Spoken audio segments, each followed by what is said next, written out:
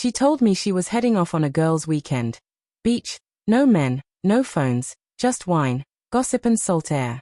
The way she said it had that same breezy tone she used when she fibbed about small things, like staying late at the office. I'd heard that tone before. This time I refused to pretend not to hear it. After kissing her goodbye and wishing her a good time, I walked into the living room and opened the app for her smartwatch. She didn't know the watch was tied to our shared cloud. One setting changed later and its live camera was mirrored to her parents' TV, the very room where she'd once said I was the man she wanted to grow old with. The screen woke to a dim hotel room, soft music, and her laughter. It wasn't the friends she'd promised. A man strolled in, shirt open, moving with a cocky familiarity, her colleague, the one she'd always described as harmless. He kissed her without hesitation. I didn't shout or storm. I just turned up the volume and listened as her parents' stunned silence traveled through the connection into their home. The girls' trip had ended before it began. Then the scene twisted. 20 minutes later 5 more men pushed into the room. Not staff, not acquaintances. Rough, loud, half-drunk. One of them asked, "Is she ready?" Her colleague smiled. Something in me snapped from anger to cold clarity. She wasn't merely being unfaithful, she was trapped. On her face I saw the shift, a first hesitant compliance that hardened into a forced smile. She was no longer in control. I didn't sleep that night. I watched the footage over and over, searching for something, an excuse, a sign, anything. The next day I made calls. The hotel manager, a private investigator, and a police detective I'd once helped on a case.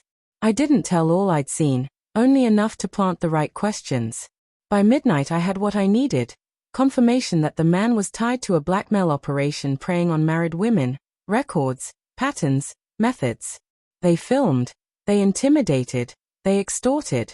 Yes, she'd betrayed me, but she'd also walked into a setup she didn't understand. I could have called the police immediately. I chose a different route. For 3 weeks I quietly assembled everything: clips, stills, bank transfers. I traced a shell company back to her colleague and found the accounts where he funneled money. I copied it all to a hidden drive.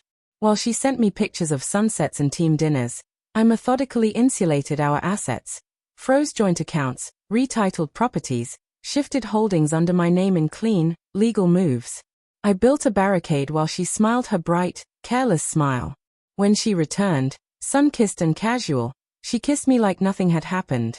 That evening I told her we were invited to dinner at her parents'. They were already there when we arrived. Her mother couldn't meet her eyes. Her father's hands trembled as he held the remote. "What's going on?" she asked, voice small. I nodded to the screen. The hotel footage filled the room again. The laughter, the man, then the 5 intruders. Her mother began to sob. Her father stared, lost. She went pale. Her mouth opened and closed. Words failed her. For a moment she looked like a person who'd been pulled from one life into another and didn't yet know which was real. The room held its breath. She went pale. "Where? How?" "Your smartwatch," I said. "It syncs automatically. You really should have checked the settings." Her eyes widened in panic. I motioned for her to stop talking. "I can explain," she started. "Don't," I said quietly. "You'll just lie again." I tapped the screen and played the next video. The moment the 5 men entered, her father's jaw tightened. Her mother let out a horrified whisper. I paused it. That's when she broke, shaking, crying, begging for me to believe her. "You don't understand," she gasped. He threatened me." "Oh, I understand," I said calmly. "You just chose the wrong side." I slid a folder across the table. Inside were documents, transaction records, chat logs, and a private investigator's report, evidence that all traced back to her. Her signature on an account that paid those men. She hadn't been a victim. She'd been their recruiter. Her mother covered her mouth in disbelief. Her father stood, trembling with anger. I leaned forward. "You sold people like yourself," I said. "You sold your soul. For what? Excitement." She tried to speak, but her voice caught. Then I played the final clip, the one she didn't know existed. It showed her passing an envelope of cash to the ringleader, whispering, "No one can ever find out about this." Her parents' faces fell. The silence that followed was heavy, absolute. I stood and told her I'd already filed for divorce, sent the evidence to the police, and frozen her accounts. Within 2 days, the entire operation was exposed. Her partner was arrested, and her name, her reputation, crumbled alongside his. She called me dozens of times afterward. I never picked up. Her messages shifted from apologies to anger to desperate pleas. Then, eventually, silence. Weeks later, one final text came through. "You ruined me." I stared at it for a long time before typing back, "No.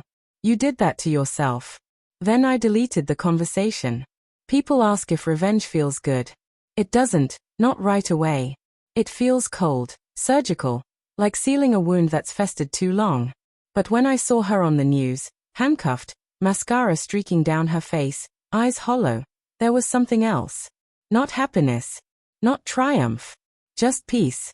Sometimes, late at night, I still open that old Smartwatch app. The feed is blank now, long disconnected. But the last frozen frame remains, her face staring directly at the camera. The instant she realized the show had been live the whole time. She once told me reality TV was fake. She was wrong. That show, the cheating wife story, was real. And it ended exactly the way I wrote it.